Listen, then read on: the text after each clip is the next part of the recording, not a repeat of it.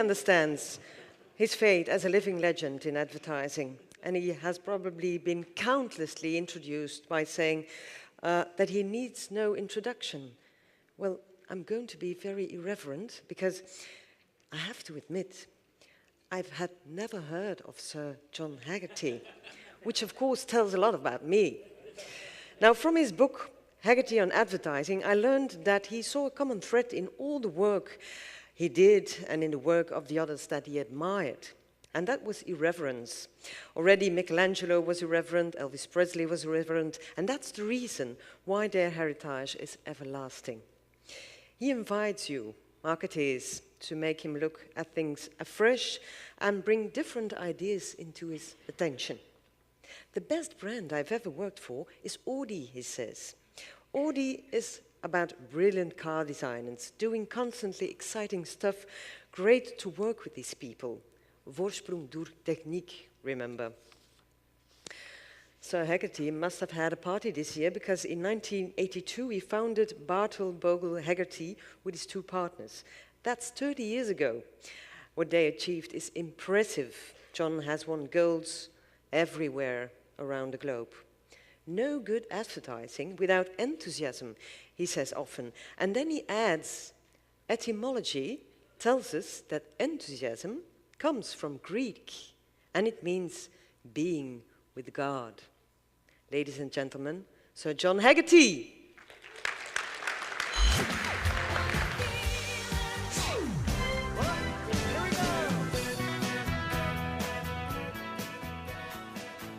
Well, thank you for that introduction. I feel slightly cowed by that. And thank you for the invitation to talk to everybody here today. It's always quite difficult to kind of know where to start when you give a talk like this, because there are so many themes that I really would like to talk about. And as has just been said by Veronique, I came into advertising in 1965. When I give talks to students, and I sometimes get the question, you know, when did you start in advertising? It's so embarrassing to say 1965. I usually make a joke out of it and say round about the time that Gutenberg invented movable type. That sort of used to get a laugh, like it did here. And it got a laugh up until about the millennium. And then I realized when I told that joke, the students were looking at me and they were sort of going, who's Gutenberg and what is movable type? So now, because I'm British, my joke is round about the time water was free and we paid for music. That's the way I kind of do it now. But you've always paid for water, which, you know, completely mad, but now we're doing it as well. So the point about this is I have been in this industry a very long time. My background was I went to art school. I wanted to be the next Picasso. Sadly, that wasn't going to happen. And so I was advised very well, actually, to sort of go into graphic design because I loved ideas. I thought ideas were fantastic. That's all I was really interested in. And then when I was in the world of design, I was introduced into advertising and thought that's the business because it loves ideas. So I've obsessed my career with ideas. I think they're the most fantastic thing that we ever do. And what I think is brilliant about ideas is they're the most egalitarian thing that we do. Anybody can do it at any time, at any place, without permission, without somebody telling you what to do and what not to do. And it's so vitally important that we understand that. And I was, just as a sort of little aside to that, I was watching a very good program on BBC. It was called The History of the World, which is a slightly grandiose title. And the presenter got to the Industrial Revolution, which we've heard about today. And he said, so why? Now, why did the Industrial Revolution happen? And why did it happen in Britain? Was it because the British were very clever? No, definitely not. Was it because we had lots of coal? No, lots of other places had coal.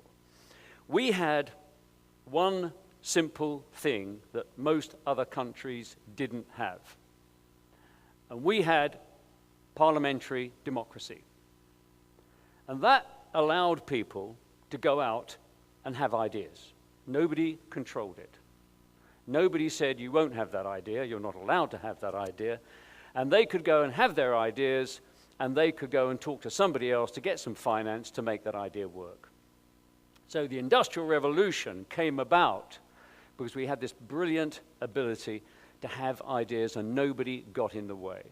And that's why, one of the reasons why I think they're the most fantastic thing we have.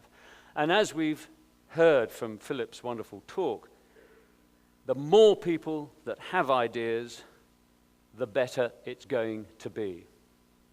And as I said, you don't need permission. Anybody can do it at any time. So,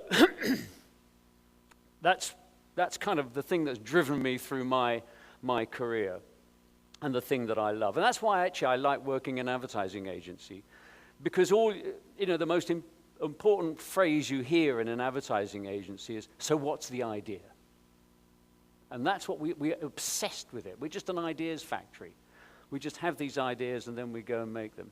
Because they have the power to change the world. And they have the power to change brands and create fame for those brands. So I would like to, I'm going to sort of try and cover off three things. I'm not at all religious, by the way, but I was brought up a Catholic and therefore had that sort of dreadful kind of bringing, well, awful, you know. But I kind of still obsessed by the Holy Trinity and God and things like that, not that I believe. So I always think three things are very, very important. My first one is going to be that this is unquestionably the best time ever to be in the advertising industry. There is absolutely no doubt about it. And the reason for that is technology. Now, you might think, well, you know, is that so? And I would just like to try and remind everybody that creativity, technology is fundamental to creativity. I mean, it's a very obvious thing to say. Without technology, all we'd be able to do is tell each other a story and perhaps sing a song. Whoever invented the fine bristle paintbrush revolutionized creativity, because that paintbrush meant an artist could paint, and they could paint a really interesting, intriguing picture. And I've already talked about Gutenberg, who liberated the written word. And so technology is fundamentally important to the creative process. And we are living today in the most fantastic period of technology, the tsunami of technology that we're being hit with, the disruptive nature of technology is actually fantastic. And it's a process that creative people should be embracing because it is going to be liberating. Now, one of the things that I've always, whenever I used to talk to friends who weren't in advertising, who were very critical of it, they would always say, you know, John, it's fine. I know what you mean. Advertising is part of a democratic process. It means you can have an idea and you can go and tell it to somebody else, and that's very important. There's not much advertising in North Korea. But actually, the criticism had been that actually it was a rich man's club, that actually it needed a huge amount of money. Because, you know, to buy posters or to buy a page in a newspaper or to buy time on television was very, very expensive. Therefore, it was the remit of large corporations. Well, that isn't the case today. Today, the brilliance of an idea can be transmitted through digital media and capture people's imagination. So technology is constantly liberating creativity. And that's so important for us to grasp and appreciate and understand. So that's my That's my first point. So fundamentally important that we understand that. My second point is obviously creativity. That's where I came from. That's my world. That's what I love. And we are increasingly living in a creative world. Now, because I've been around for so long, I mean, I can remember when in advertising, creativity was seen as a sort of almost like a necessary evil. It wasn't really appreciated. It was this, oh, we'll get the creatives to have a look at it. You know, we were called the long hairs or something like that because, you know, agencies at that moment were run by account people. And I remember going to, when I was at an agency called TBWA, which I helped set up in London, and we set up the office in New York. I remember going to New York and meeting, actually, I can always remember this, it was a meeting with Quaker. We had got a chance to sort of present to them, and we put a reel of work together, you know, not too challenging for an American client. Sorry, Philip, no kind of, you know. And anyway, we presented this work. It was very visual, so they can understand it. And, you know, words can be a barrier to communication. You know that, don't you? Yeah. I say that to all the writers, actually, because I'm an art director, just to annoy them.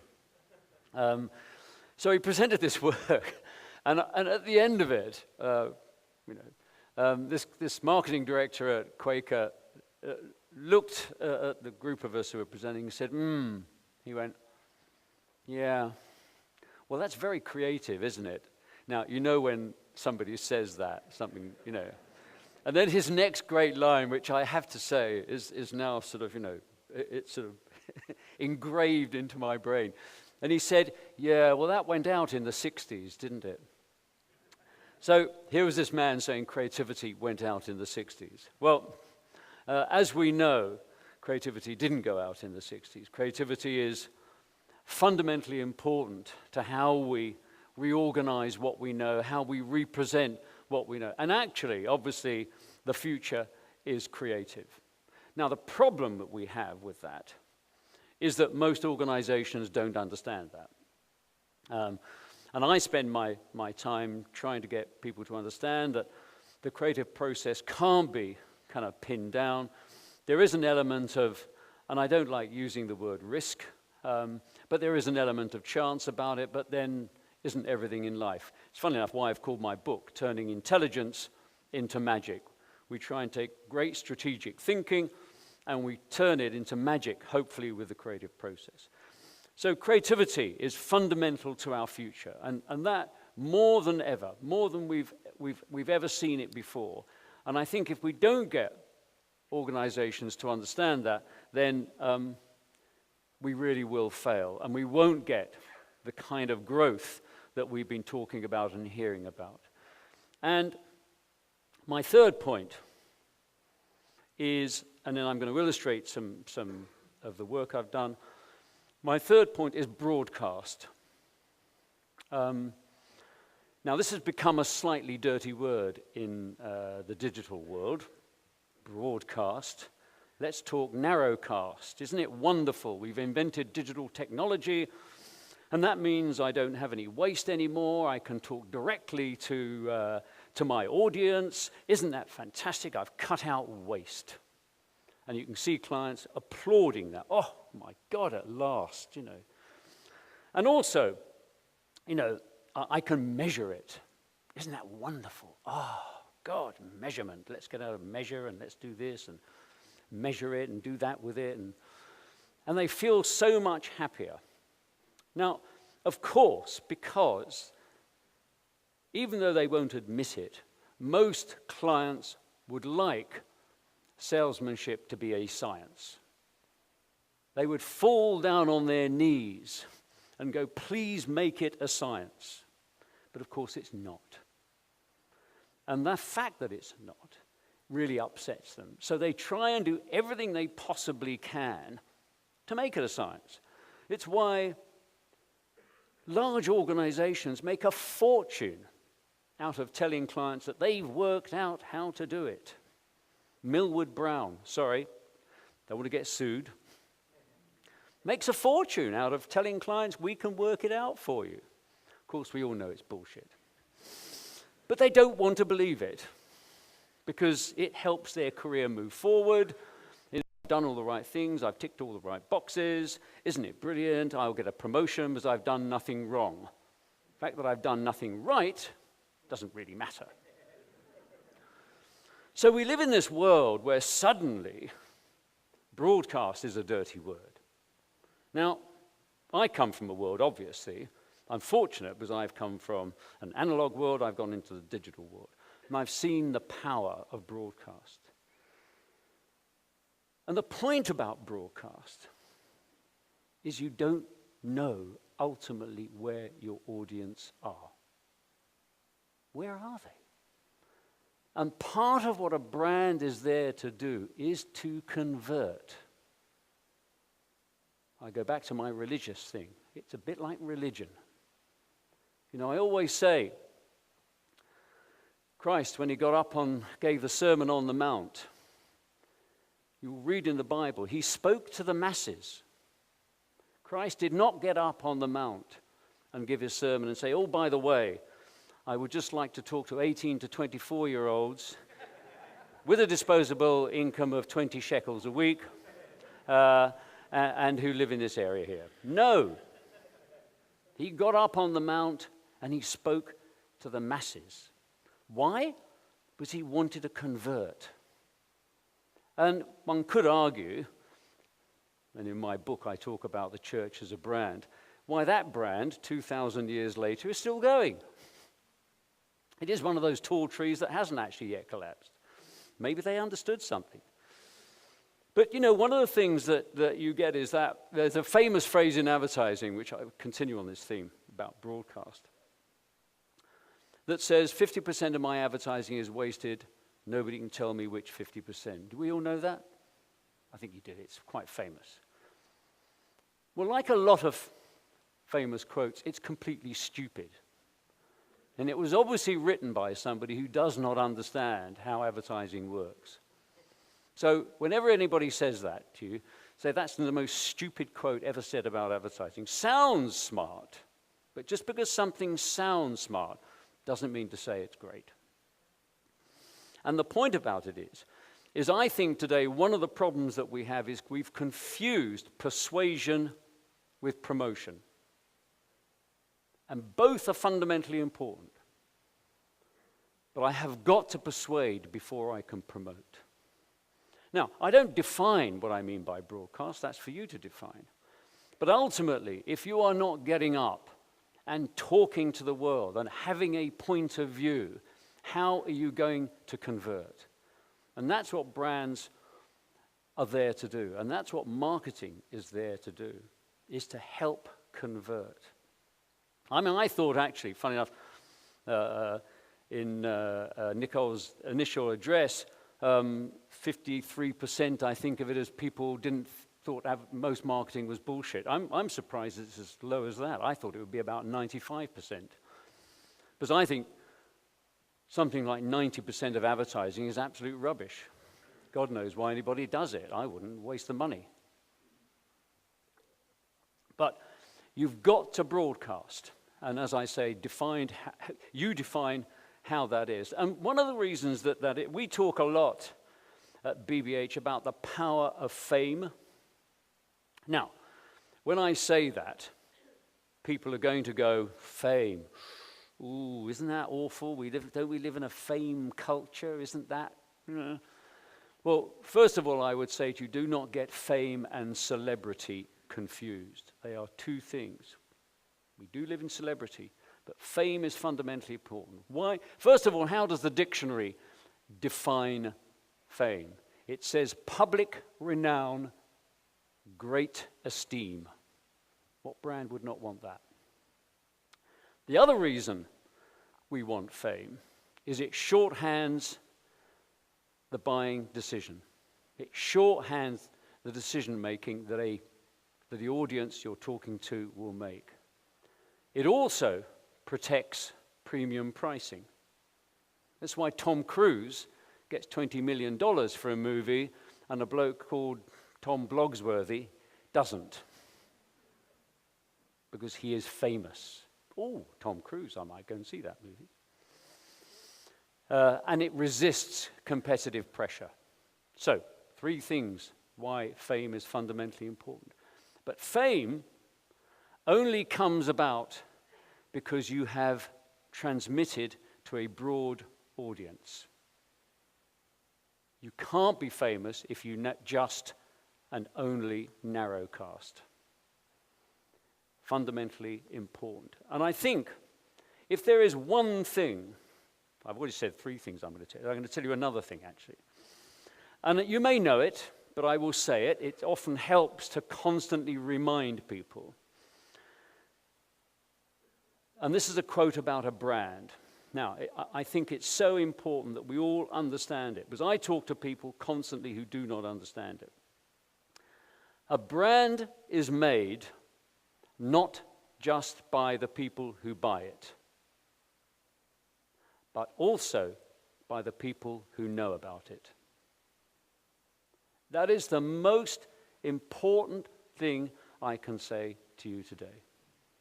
A brand is made not just by the people who buy it, but by the people who know about it. So if you aren't broadcasting, if you aren't going out there and talking to the world at large, you are limiting your potential. A very simple observation about that. I mean, I know of Lady Gaga. I'm sure everybody here has heard of Lady Gaga. If I asked you, which I'm not going to do because it's always very boring, to put your hands up, those people who have bought one of her albums or downloaded one of her songs, I'm not sure how many hands would go up, but probably not a lot. But the point about it is you know about her. And that adds to her value. How does she do that? She broadcasts her point of view. So, my experience has come, as I've said, through, I think it's time I showed you something, isn't it? Yeah, I'm getting bored with this. Has come through all this period. And what I think is, and why I love advertising, why I love it, I think it's the most brilliant business. I mean, it's full of entrepreneurs. It's full of people who are just trying to change things, which I love. I love all that. But how 60 seconds can change the fortune of a brand. Not only can change the fortune of a brand, can change the music industry, and it can get everybody, most men, to wear boxer shorts. So I'd like to show you 60 seconds, change the fortunes of a brand, change the music industry, and got you, all of those men today wearing boxer shorts, actually I'm wearing boxer shorts, to wear boxer shorts. So if we could play, I could go to the next thing. No, I've gone too far, that one. Play that one, thank you very much.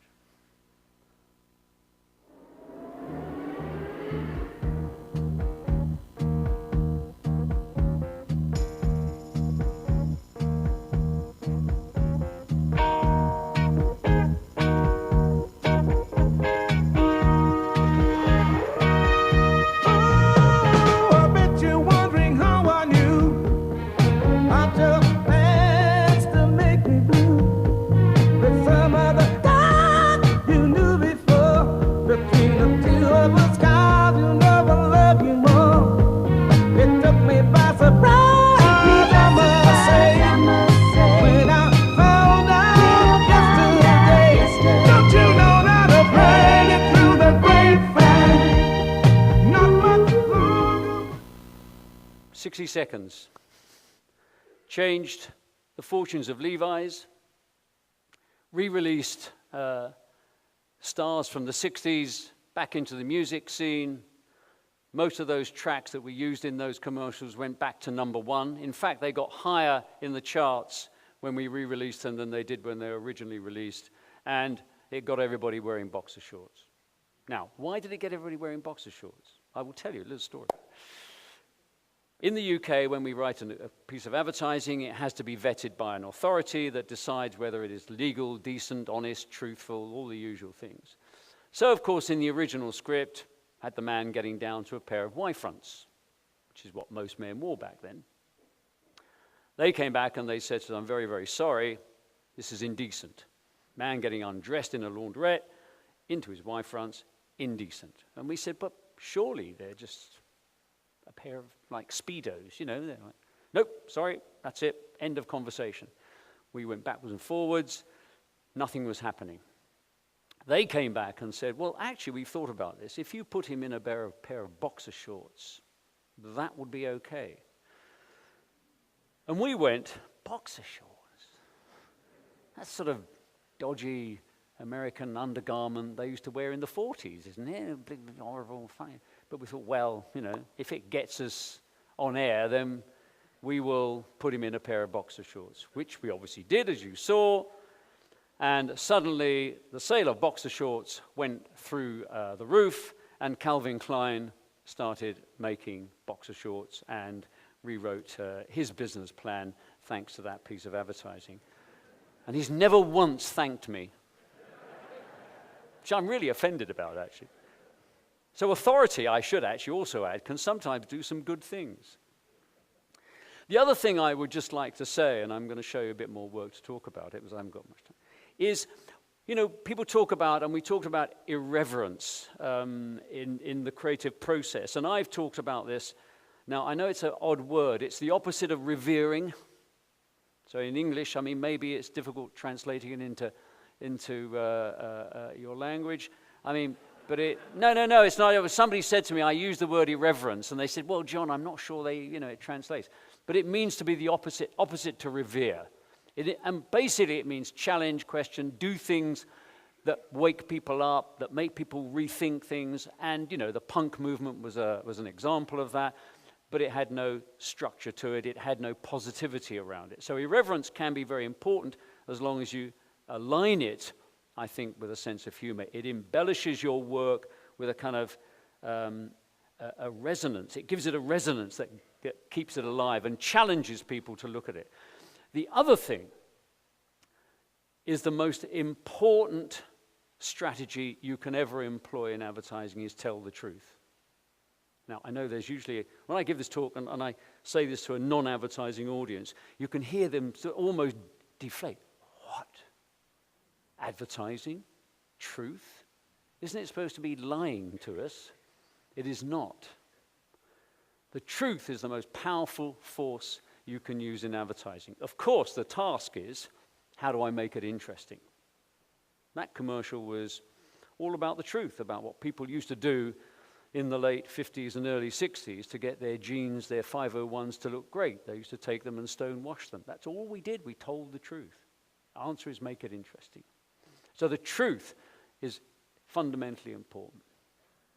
I'm not going to, what I'm going to do now is I'd like to show you a few more things to sort of illustrate this point of broadcasting it, irreverence, and to tell the truth. So I'm going to flip through and show you something else that we did for a beer brand in the UK. Not that one. That was telling the truth. Built a famous campaign. Not that, not that. I'm trying to get it through, not that, not that. That's actually interesting because one of the other things I talk about is the power of difference. Difference fundamentally important. Now, when that poster went up, which sheep did you spot? Third one from the left on the right hand? No? I think you all went for the black one, didn't you? Organizations today seem to have a fear of being different. But if we're not different, if we're not kind of embracing difference, then we won't get growth. If you do everything the same as everybody else, you'll just be like everybody else. Power of a brand is to kind of create a difference, to spot a difference. And I always say, and to lead the debate, you know. I always think, you know, I often have conversations with people who say, well, of course, we're the brand leader. And I say to them, fine, great. Only two words in that. Brand, leader. So how are you a brand? And they define it. And then I say to them, how are you leading? And then they sort of look at me and go, well, we're bigger than most other people. That's not leading. How are you leading? So if you want to be a brand leader, are you a brand Yes, define it. And are you leading? It seems to me fundamentally important. And the power of difference is a part of that. But I want to show you something else. That one, not that one. This is not responding to my commands quite the way I wanted it to. Not that one. Not that one. We'll get there in a minute. Don't worry about it, honestly. If you buy my book, it's all in it, actually. So. Just a terrible plug, isn't it? Yeah, sure. I wanted to show you this. This was a beer brand in the UK from the north of England, very, very creamy pints. We were going to bring it down to the south. And they said to us, by the way, people in the south of England do not like creamy pints. However, this brand just had a great, big, thick, creamy top to it. So when somebody ordered it and it came, they'd be incredibly disappointed because they'd say, I don't like that. Because we would have tried to hide it if I listened to what the research had told me. I said, you've got to tell the truth. It is a creamy pint. Just make it interesting and do it in a way which captures people's imagination. And we did, and this is what we did. So if you show this Boddington spot, thank you.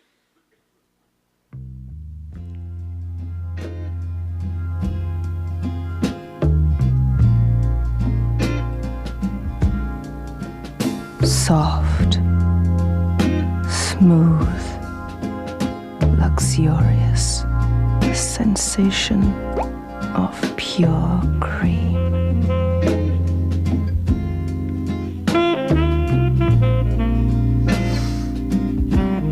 By heck, you smell gorgeous tonight, pal. Pamper yourself with Boddington's, the cream of Manchester.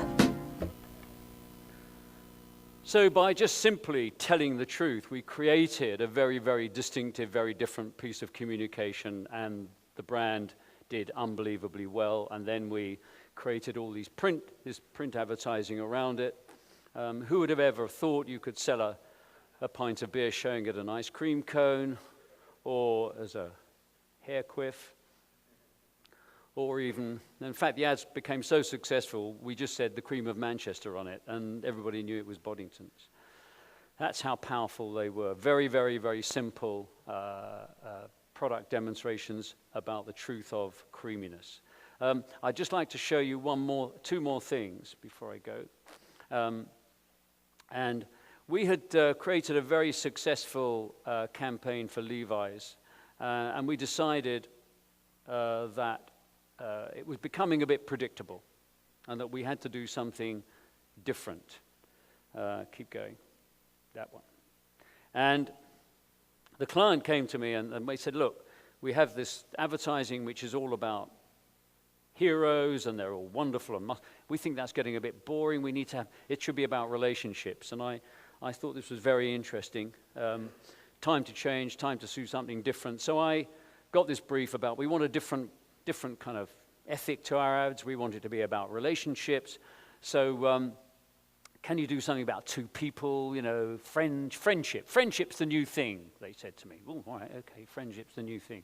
I thought it had been around for millions of years. But anyway, you get this from research people. And so I came back and I said, I've cracked it. It's an idea about, it's like Jack Kerouac. It's on the road. And it's two people traveling. They're on the road. It's sort of fantastic life they lead, you know, buddies, big thing. And they were going, yeah, this is really, really great. We really love this. This is really fantastic. And I said, you know, the clothes that are worn, lovely, love it, really love it. I just said, I'm sorry, there's one thing I haven't told you. What's that? Well, one of them is a yellow, fluffy puppet. What? This is Levi's. We're a fashion brand. We can't. No, one of them is a yellow, fluffy puppet. No, it won't work. Yes, I promise you it will work because it's different. And this is what we did. So, show this.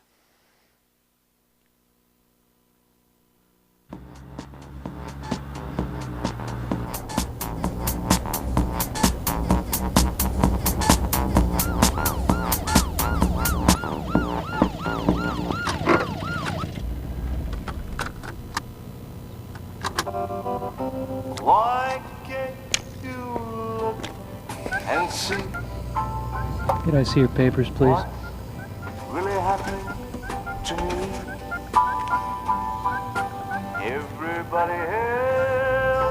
wants to know Mind stepping out of the car, sir? what a lonely can be. Why can't you look Could you open the trunk, at please? me like you one time looked at me? Have a good day, gentlemen. Maybe you could tell me.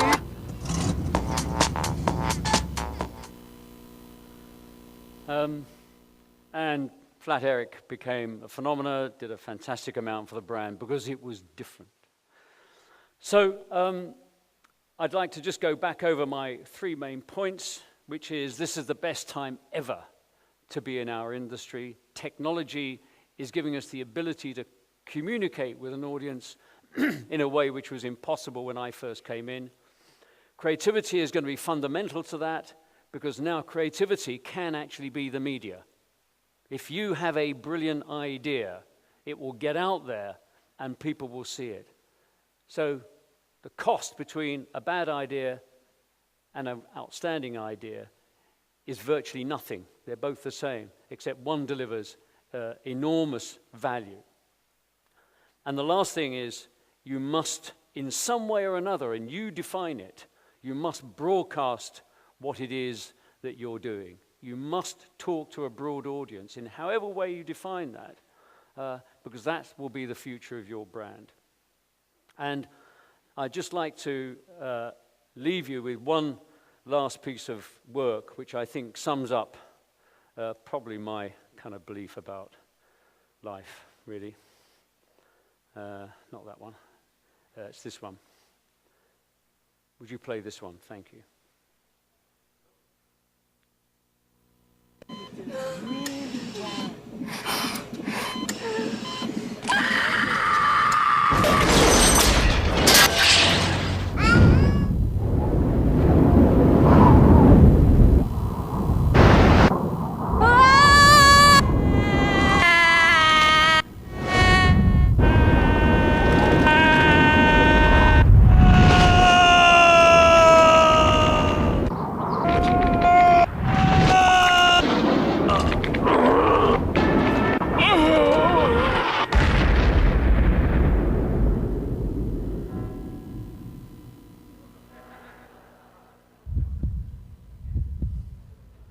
So, thank you.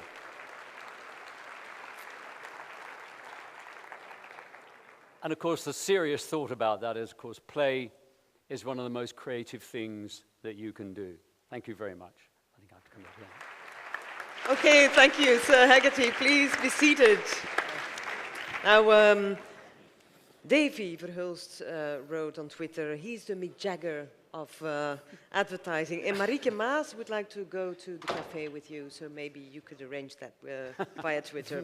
Now, Sir Hegarty, you say it's So the John, best... John.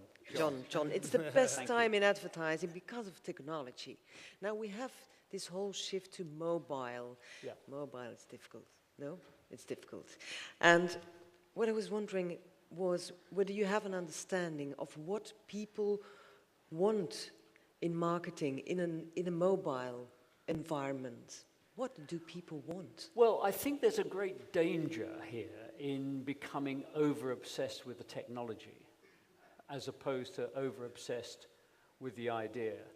I think mobile is, I mean, I've always felt people want to cut the wires. You know, they don't want to be limited to doing something in a particular place. They want to be able to get to it wherever they are.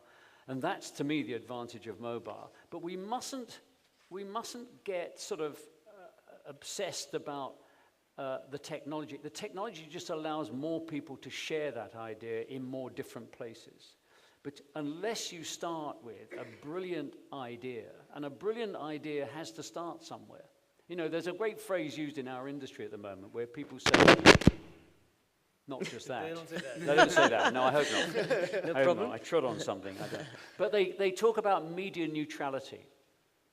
Now, I think that's the biggest load of bullshit I've ever heard. An idea cannot be neutral. It has to start somewhere. It starts as a film, a painting, a book, a whatever, and it starts somewhere. So you've got to start your idea somewhere. What mobile allows you to do is that idea to be picked up by everybody in all kinds of places. But it has to start somewhere. And is there the best place to start? Is there at this moment still a best place to start the idea? Well, one of the, there's a great sort of, belief that somehow in the digital world television is dead. People talk about that, television is dead. Well, I don't know. I was at Cannes early this year and heard a talk by the writer of Mad Men, and he talked about this being television's golden age. He said, television, it's me, I know. Television has never been more exciting, more interesting. But the point about it is, the model, the way you use television has changed. The medium is still very powerful. If you're still using it in an old-fashioned 30-second world way, yeah, that's probably dead. I mean, we've just recently done a piece of work for the Guardian newspaper, The Three Little Pigs, we call it, and it won a gold at Cannes and all that. So and we ran that spot 4 times on TV. So in other words, what we did is we started a debate. And then what happened is social networking picks up on it. Everybody starts talking about it. People who haven't seen it then go, I haven't seen this. I go and look at it on on YouTube. And so your media is bought in a totally different way. The medium itself is still incredibly powerful, but how you buy it has changed. Okay, we have a question from Didier de Castecker. He asks, the truth is the most powerful aspect of advertising, but how do you make it interesting? Well, that's the trick. That's called creativity, isn't it? Hopefully I demonstrated I showed some examples today of how you make it interesting. Virtually, I always say at BBH, we're a very old-fashioned advertising agency. We do what we call product demonstrations, where we just demonstrate the product. But we demonstrate the product in a very irreverent, funny, amusing way. When we were launching Xbox, they said to us, look, play is important. And so we said, fine, we will find a way of articulating how important play is that captures people's imagination. That's creativity. Mm-hmm. Okay. I'm not a marketing guy, so I can't say this, but you would say truth is very important, being different is very important. But actually, most marketing I see, and I think we have a lucky situation in Belgium that we have a lot of creativity, but if you look at marketing worldwide, actually it's quite boring most of the time. Yeah, it is. Well, I think that is the case, and not my defense of it, an answer to that is, well, first of all, that's because most people in marketing aren't very good. So, most CEOs aren't very good. That's why we're in the shit. We're in the shit because people running these companies aren't very good. Though, you have to say, The other thing is, I would say, that in most creative professions, 90% of what is done isn't very good. Most movies aren't very good, most books aren't very good, most music isn't very good. We're not the only one. The difference is, of course, we impose our product on the population. If it's a terrible movie, I don't go and see it. If it's an awful television program, I don't watch it. But advertising imposes itself on you, so you notice the rubbish more than anybody else is. But 90% of most creative professions are rubbish. But so to that point, I'm really curious to know if you think that there's an opportunity in marketing to broaden that creativity and have higher levels of creative success by opening up the idea side of it. So crowdsourcing ideas, and people talk a lot about this, and not even so much for the really exceptional campaigns, but for folks at large. Do you think that that's a way to improve the quality of advertising and marketing? Crowdsourcing is one of those buzz phrases that's come about. I think it works for certain things, but not, I don't think you can crowdsource a great painting. I don't think you can crowdsource a great piece of communication. I think if you're doing a funny design on a T-shirt, you can crowdsource it and you look at it and you go, oh, that's a nice wacky design, we'll use that. But anything which has an integrity, a thought, a kind of strategy behind it needs a bit more than that. Okay, Sir John Hegarty, Philip Overswald, thank you very much for being here today. Give them a warm applause.